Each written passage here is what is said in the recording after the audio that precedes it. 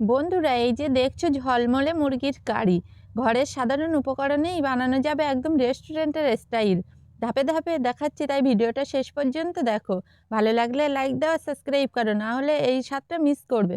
এটা বানানোর জন্য আমি নিয়েছি 1 কেজি মুরগির মাংস, 3টা তেজপাতা, 4টে এলাচ, দারচিনি, পেঁয়াজ কুচি, আদা বাটা, রসুন বাটা, লঙ্কার গুঁড়ো, মিট মশলা, লবণ, হলুদ, গোলমরিচের গুঁড়া, জিরের গুঁড়া।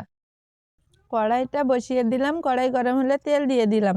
তারপরে তেলটা গরম হলে তেজপাতা, দারচিনি দিয়ে দিলাম। আমি এখানে সরিষার তেল ব্যবহার করেছি, আপনারা চাইলে সাদার তেলও ব্যবহার করতে পারেন।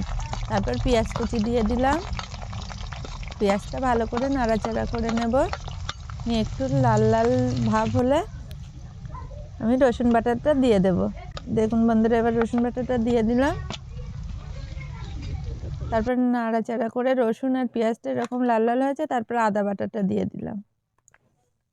তারপর একটু ভালো করে নাড়িয়ে নেব, নিয়ে দেখেন এরকম কালার এসছে। তারপর মশলাগুলো সব দিয়ে দেবো একে একে। ভিডিওটি পুরো দেখুন, কেউ স্কিপ করবেন না, তাহলে কখন কোন মশলা অ্যাড করতে হয় না দেখলে বুঝতে পারবেন না এবং পুরোপুরি স্বাদটা আসবে না। মশলাগুলো ভালো করে মিশিয়ে নিয়ে অল্প করে পানি দিয়ে কষিয়ে নেব।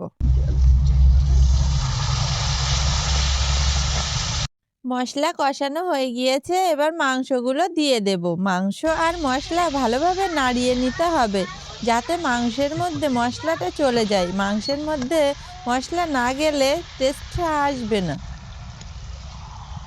মশলার সঙ্গে মাংসগুলো ভালোভাবে মিশানো হয়ে গেল, এবার ঢাকনা চাপা দিয়ে দেব, যাতে মাংসের পানিগুলো বেরিয়ে আসে।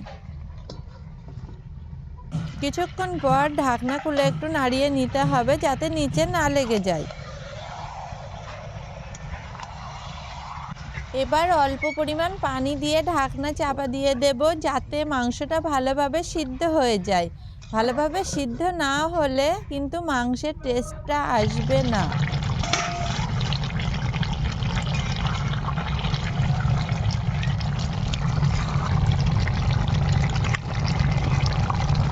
দেখতেই পাচ্ছেন বন্ধুরা, কেমন লাল কালার এসেছে। এবার এতে অল্প পরিমাণ ঝোল দেব। আমি আমার মতো ঝোল দিচ্ছি, আপনারা চাইলে আপনাদের মতন দেবেন, কিন্তু এই রেসিপিটায় ঝোল থাকে না, এই জন্য অল্প পরিমাণে ঝোল দিয়েছি, যাতে মাখো মাখো হয়। মাখো মাখো হলে খেতে ভালো লাগবে। ঝোল দেওয়ার পরে ঝোলটা ফুটে উঠেছে, তারপর আমি এলাচ দিয়ে দিলাম, জিরের গুঁড়ো, মিট মশলা, গোলমরিচের গুঁড়ো দিয়ে দিলাম, সাথে 2টো কাঁচা লঙ্কা দিয়ে দিলাম, যাতে ফ্লেভারটা ভালো আসে। এবার অল্প করে ধনিয়া পাতা ছড়িয়ে দিলাম, এবারে আমি নামিয়ে নেব।